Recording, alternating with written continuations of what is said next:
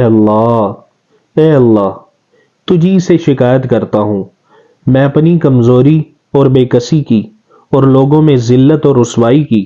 اے ارحم الراحمین، اے ارحم الراحمین، تو ہی ضعفاء کا رب ہے اور تو ہی میرا پروردگار ہے۔ تو مجھے کس کے حوالے کرتا ہے؟ کسی اجنبی بیگانے کے جو مجھے دیکھ کر ترش روح ہوتا ہے اور منہ چڑھاتا ہے، یا کہ کسی دشمن کے جس کو تو نے مجھ پر قابو دے دیا؟ اے اللہ اگر تو مجھ سے ناراض نہیں ہے تو مجھے کسی کی بھی پرواہ نہیں۔ اللہ اکبر۔ اللہ ملا تو سب کچھ ملا، اللہ نہ ملا تو کچھ نہ ملا۔ کبھی ہم بھی تم میں بھی چاہت تھی، کبھی ہم بھی تم میں بھی راہ تھی، کبھی ہم بھی تم بھی تھے آشنا، تمہیں یاد ہو کہ نہ یاد ہو۔ تیری حفاظت مجھے کافی ہے، میں تیرے چہرے کے اس نور کے طفیل جس سے تمام اندھیریاں روشن ہو گئیں اور جس سے دنیا اور آخرت کے سارے کام درست ہو جاتے ہیں، اس بات سے پناہ مانگتا ہوں کہ مجھ پر تیرا غصہ ہو یا تو مجھ سے ناراض ہو۔ تیری ناراضگی کا اس وقت تک دور کرنا ضروری ہے جب تک تو راضی نہ ہو، اور تیرے سوا کوئی طاقت ہے نہ قوت۔ مالک الملک کی شان قہاری کو اس پر جوش آنا ہی تھا کہ حضرت جبرائیل علیہ السلام نے آ کر سلام کیا اور عرض کیا کہ اللہ تعالیٰ نے آپ کی قوم کی وہ گفتگو جو آپ سے ہوئی سنی اور ان کے جوابات سنے، اور ایک فرشتے کو جس کے متعلق پہاڑوں کی خدمت ہے آپ کے پاس بھیجا ہے کہ آپ جو چاہیں اس کو حکم دیں۔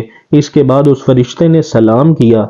اللہ اکبر، کیسے نبی جن کو فرشتے بھی سلام کر رہے ہیں! کیا حضور کی ذات کا مقام ہوگا جنہوں نے اپنی آنکھوں کے ساتھ اپنے رب کو دیکھا، وہ کیسی آنکھیں ہوں گی!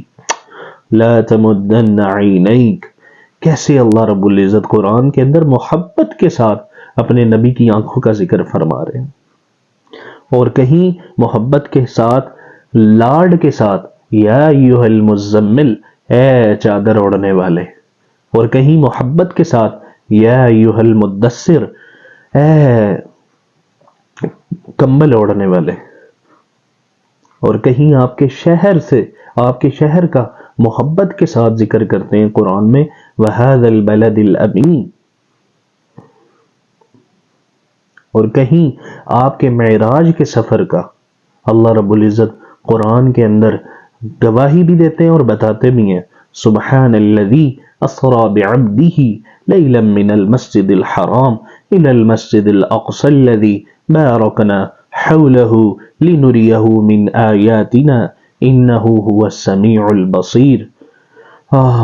کہیں آپ کا جو سینہ، آپ کے جو سینے کے اندر غم تھا، اس غم کا ذکر کرتے ہیں۔ الم نشرح لک صدرک ووضعنا عنک وزرک الذی عنقض ظہرک ورفعنا لک ذکرک فإن مع العسر یسرا ان مع العسر یسرا فإذا فرغت فانصب وإلى ربک فارغب۔ پھر کہیں والنجم اذا هوى ما ضل صاحبكم وما غوى وما ينطق عن الهوى إن هو إلا وحي يوحى علمه شديد القوى ذو مرة فاستوى وهو بالأفق الأعلى ثم دنا فتدلى فكان قاب قوسين أو أدنى فأوحى إلى عبده ما أوحى۔ قاب قوسین کے مقام بتائے جا رہے ہیں۔ فكان قاب قوسين أو أدنى فأوحى إلى عبده ما أوحى ما كذب الفؤاد ما رأى أفتمارونه على ما يرى وَلَقَدْ رَآهُ نَزْلَةً أُخْرَى عِنْدَ سِدْرَةِ الْمُنْتَهَى عِنْدَهَا جَنَّةُ الْمَأْوَى إِذْ يَغْشَى السِّدْرَةَ مَا يَغْشَى مَا ذَاغَ الْبَصَرُ وَمَا طَغَى لَقَدْ رَأَى مِنْ آيَاتِ رَبِّهِ الْكُبْرَى أَفَتُمَارُونَهُ عَلَى مَا يَرَى وَلَقَدْ رَآهُ نَزْلَةً أُخْرَى عِنْدَ سِدْرَةِ الْمُنْتَهَى عِنْدَهَا جَنَّةُ الْمَأْوَى۔